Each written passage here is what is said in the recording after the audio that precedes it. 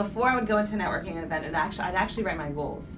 Okay. Is there a certain person I want to speak to? Is there a certain piece of information I wanted? Is there a certain company I want to speak to? And having those goals in mind really kind of helps you walk into the room and not feel overwhelmed with, I need to speak to everyone. Yeah. So it's something simple, but it really just, you walk in and you feel like you have a bit more structure to how you want to go about the event.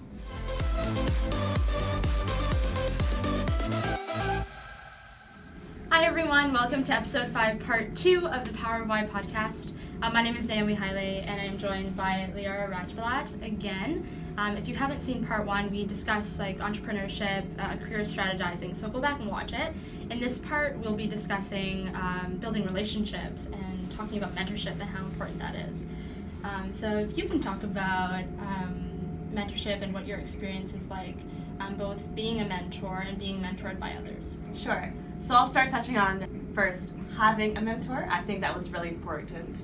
I found that as I was going through university, having some of those key people in your life, your mentors, who you'd be able to ask questions just to help guide you so that if anything happened, you weren't alone and you were able to get someone else's opinion who was oftentimes a lot more experienced than you.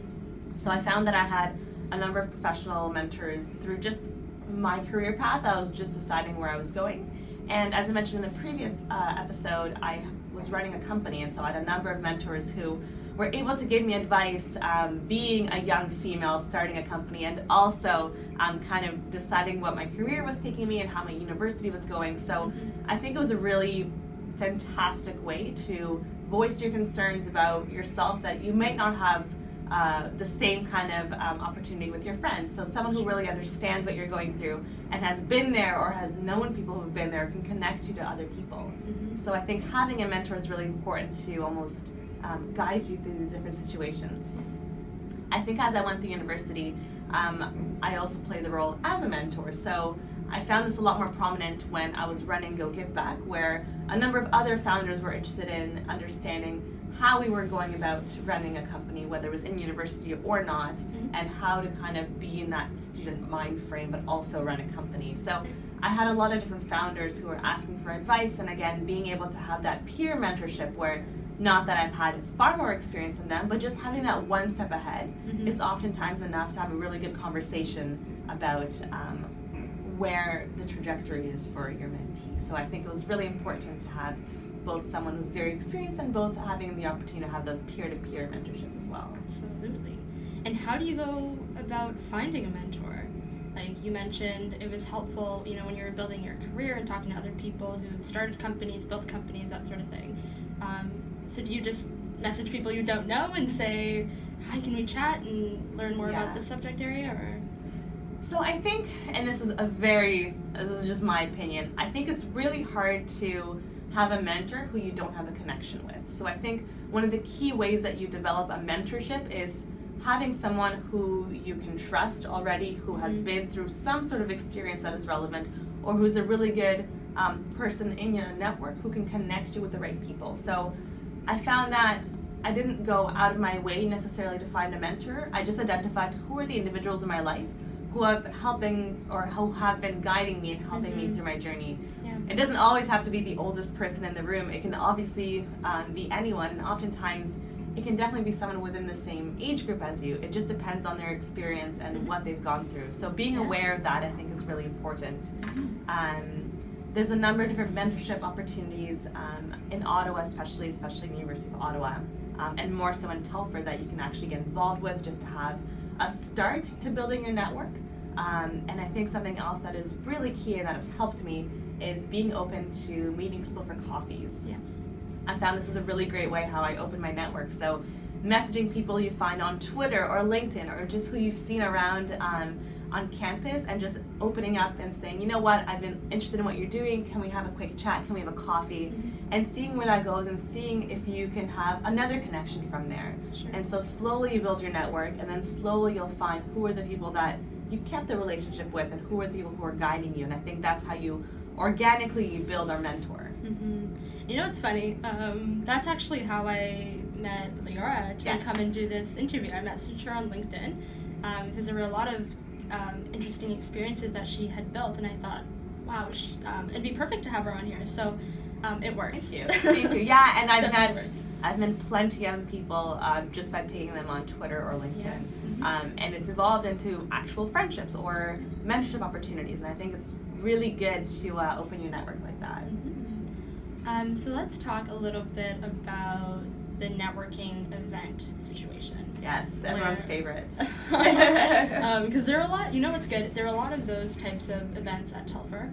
They have 2 big ones throughout the year where they have employers come in. It's a room packed full of students and people who are hiring.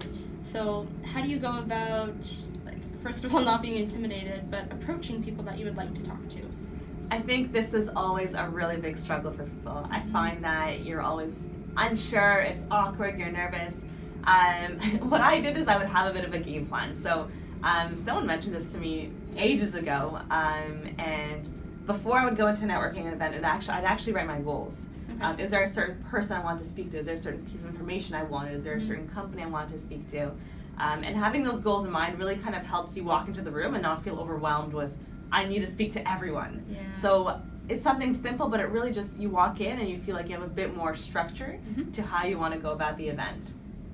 Another item I did is I would write 3 key points that I wanted to bring out about myself. So sometimes that's, I'm looking for a job, and sometimes that's, I've had this experience before, and I want to highlight these 3 pieces of it. So instead of opening up a conversation and not really knowing what to say or just rambling on too long or too little, having what are those 3 key things that you want to get across in a conversation. It doesn't have to be in one sentence. It can just be naturally, but what are those 3 key things you want to get across? And that really helps to structure your conversation, and you'll actually be able to guide the conversation to get those to those key points. So having a little bit of time to prepare beforehand. It doesn't have to be long, but what are your 3 key goals that you want to get out of the networking event, and what are the 3 key things you want to bring out about yourself? And that said, I think another really important one that I find now that I've kind of been on the other side of networking events as well is as the employer is for students to just listen as well.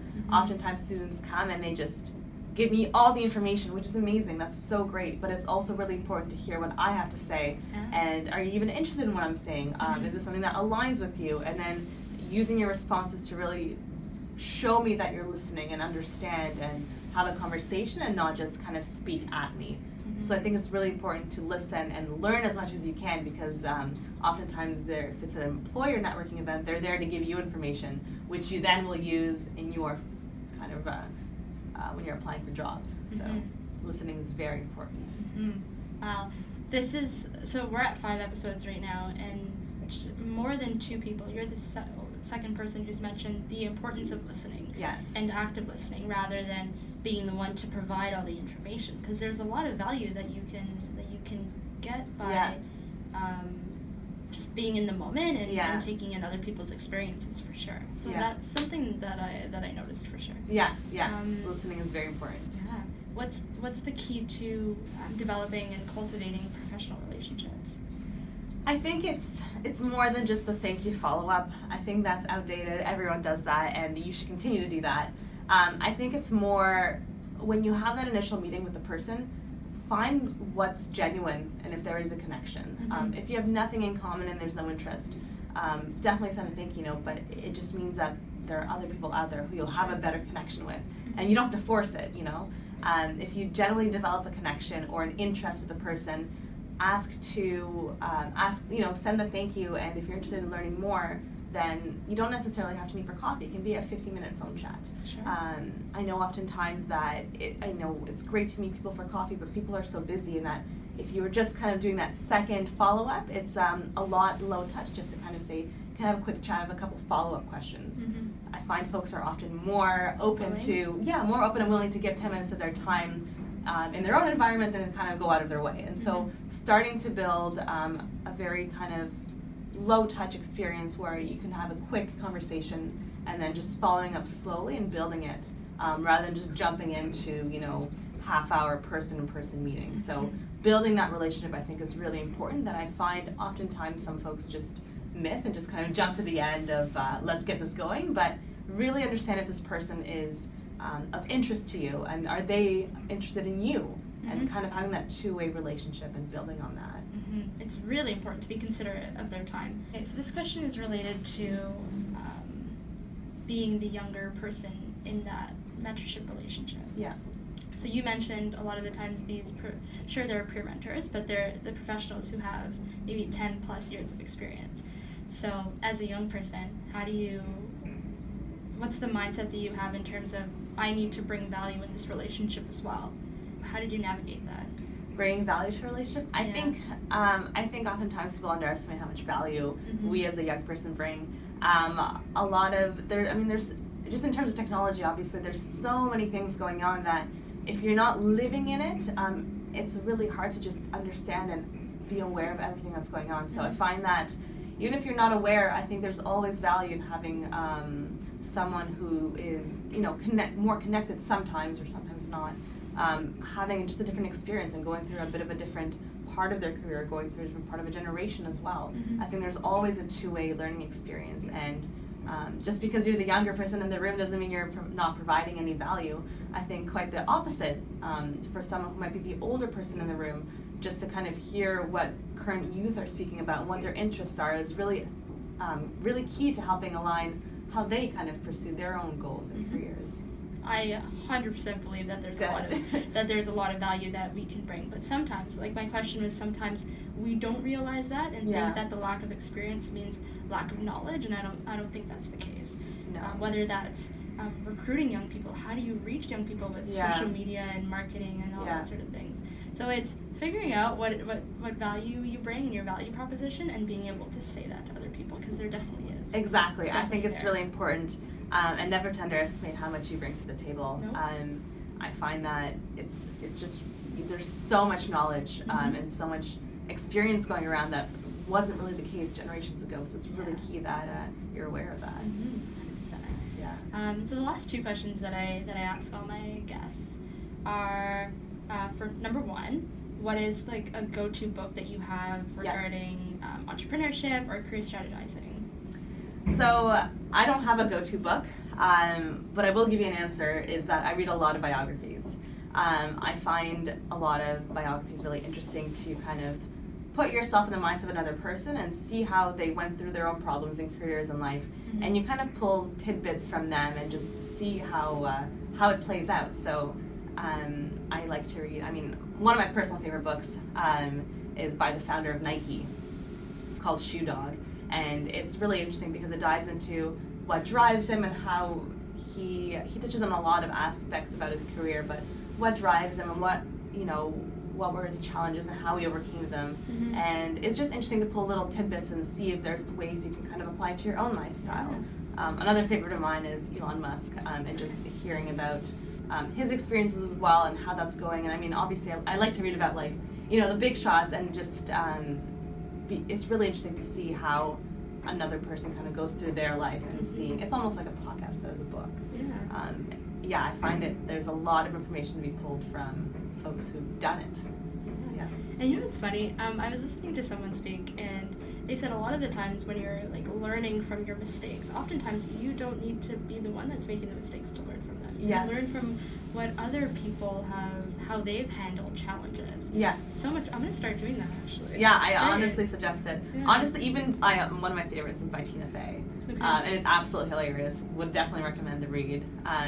And it's just really interesting to hear what are some of their challenges and how they became them. What were some of their insecurities, and it's really great to just read about that. That's great. And so this is the Power of Why podcast. So what's your why? What gets you up in the morning? What do you feel like you were meant to do here? So I think that's a really big question. It's a great question for the Power of Why podcast. I think the Power of Why kind of comes back down to what you're passionate about. So I think that what gets you up in the morning is your passion. So why do you want to do what you do? And for me, I think part of that is I like to help people. So a lot of my role is I go to clients and I help them with some of their biggest corporate-wide problems. But I'm also really interested in emerging and exponential technology. So I'm really interested to see how we can start, using technology in different ways and kind of exposing to different people, whether it's from my own workplace and for clients or just outside, and how we can start, incorporating different technologies for the power of good. And so my Power of Why is about my passion to kind of help people and my passion for emerging technologies and just the drive to move the impact and agenda forward on those things. Amazing. Thank you so much, Liora. Thank you. And thank you for watching. Thanks so much.